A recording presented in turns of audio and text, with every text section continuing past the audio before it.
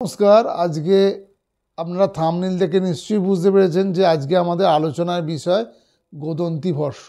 গোদন্তী ভস্ম আয়ুর্বেদের তার উৎপত্তি, তার ব্যবহার, তার কী কী গুণাবলী আছে এবং কী কী মেডিসিন ইউজ করা হয় সেটাই আমরা এই ভিডিওতে আলোচনা করব। আমরা জানি যে গোদন্তীকে মেনলি সুধাবর্গের মধ্যে ফেলা হয়। সুধাবর্গটা কি? সুধাবর্গ হচ্ছে আর যে কোনো ক্যালসিয়াম ঘটিত দ্রব্য তাদের কি সুধাবর্গে উল্লেখ করা যায়। সেটা ক্যালসিয়াম কার্বনেট হতে পারে, ক্যালসিয়াম ফসফেট হতে পারে, ক্যালসিয়াম ফ্লুরাইড হতে পারে, ক্যালসিয়াম সালফেট হতে পারে। যে কোনো ক্যালসিয়াম ঘটিত দ্রব্যকেই সুধাবর্গের মধ্যে ফেলা হয়। সুধাবর্গের যে দ্রব্য সেগুলোও কিন্তু উৎপত্তি অনুসারে মেনলি 3 প্রকার হতে পারে। কিছু সুধাবর্গের দ্রব্য যেগুলো মাইন থেকে বা মিনারেল থেকে উৎপন্ন হয়, যেমন গোদন্তী। কিছু সুধাবর্গের দ্রব্য যেগুলো সামুদ্রিকভাবে পাওয়া যায় বা মেরিন থেকে পাওয়া যায়, যেমন মুক্তা। নাম্বার 2, কিছু সুধাবর্গের দ্রব্য যেগুলো এনিমেল থেকে পাওয়া যায়, যেমন মৃগশৃঙ্গি, কুক্কুটান্ন। এইভাবে সুধাবর্গের দ্রব্যকে উৎপত্তি অনুসারে 3 ভাগে ভাগ করা যায়। তাহলে গোদন্তীটা কি? গোদন্তী মেনলি মিনারেল, এটা মাইন থেকে পাওয়া যায়। গোদন্তীর যে রাসায়নিক ফর্মুলা আছে, সে রাসায়নিক ফর্মুলা হচ্ছে ক্যালসিয়াম সালফেট 2H2O। একে সংস্কৃত ভাষায় গোদন্তী বললেও ইংলিশে এর নাম হচ্ছে জিপসাম বা অ্যাডবেস্টাস হিসাবে উল্লেখ করা হয়। গোদন্তী কে প্রথমে কি করা হয়? শোধন করা হয়।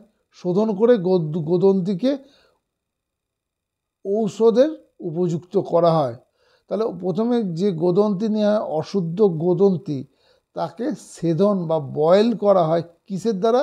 নিম্বু সরস বা দনপুষ্পী সরস নিয়ে 1.5 ঘন্টা যদি শোধন করা হয় বা বয়েল করা হয়, তখন সেটাকে শোধিত গোদন্তীতে পরিণত হয়। গোদন্তী শোধন করার পরে গোদন্তীর মারণ করা হয়। মানে শুদ্ধ গোদন্তীকে নিয়ে তাকে গুঁড়িয়ে তাকে রাব করা হয় কুমারী সরসের মধ্যে। তারপরে তাকে পুটোপাক দিয়ে গোদন্তী ভস্ম করা হয়। এবার গোদন্তী ভস্মের কী কী গুণ? এই গোদন্তী ভস্মই কিন্তু আয়ুর্বেদে মেডিসিন হিসাবে ইউজ করা হয়। গোদন্তী ভস্ম মেনলি শীত গুণযুক্ত, বীর্য শীত, এবং এটা বল্ল এবং দীপন ঔষধ হিসাবে কাজ করা হয়। এবং এর ডোজ হচ্ছে 1 থেকে 3 রতি, মানে 125 মিলিগ্রাম থেকে 375 মিলিগ্রাম অবধি গোদন্তী ভস্ম ইউজ করা হয়। এবং গোদন্তী যখন ইউজ করা হয়, এর অনুপান হিসাবে মধু, গোদুগ্ধ বা ঘৃত ইউজ করা হয়। এটা মেনলি পিত্তনাশক হিসাবে ইউজ করা হয়।